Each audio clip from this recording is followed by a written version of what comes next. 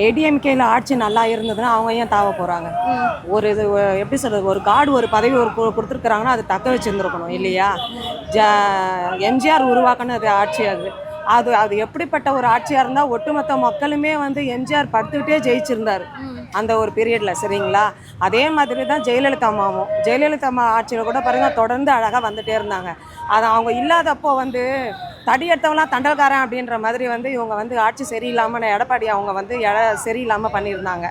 ஒரு பதவி இருக்குது அப்படின்னும் போது பொதுமக்கள் நல்லாக இறங்கி அவங்க செஞ்சுருந்தாங்கன்னா மக்கள் மனசில் இடம் பிடிச்சா மட்டுமே போதும். ஆட்சி எப்படிப்பட்ட ஆட்சியாக இருந்தாலுமே சரி, நல்லது செஞ்சால் ஜனங்க யாருமே போக மாட்டாங்க, மற்றவங்க கிட்ட யாருமே போக மாட்டாங்க. அவங்க ஆட்சி சரியில்லை, தேவையில்லாமல் மோடி கிட்ட போய் சேர்ந்துக்கிட்டாங்க. அம்மாவுக்கு மோடியே பிடிக்காது, மோடி கிட்ட போய் சேர்ந்தாங்க. மோடி சொல்கிறத மட்டும்தான் அவங்க கேட்டாங்க. அதனால் மக்களுக்கு பிடிக்கல, அதனால் அவங்க வரலை. இப்போ இங்கேருந்து போகிறாங்கன்னா தொடர்ந்து இதுக்கப்புறம் அவங்க ஏடிஎம்கே வரப்போகிறது கிடையாது. மக்கள் மனசில் வந்து ஏடிஎம்கேன்ற ஒரு அபிப்பிராயமே போச்சு. இது வந்து வரலாற்றில் இருக்கிறது இப்போ அடிச்சோடா மட்டும்தான் எழுதி வைக்க முடியுமே தவிர இதுவே வந்து அது வந்து சாத்தியமே கிடையாது. ஏடிஎம்கே வரும்ன்ற அப்படி ஒரு சாத்தியமே கிடையாது.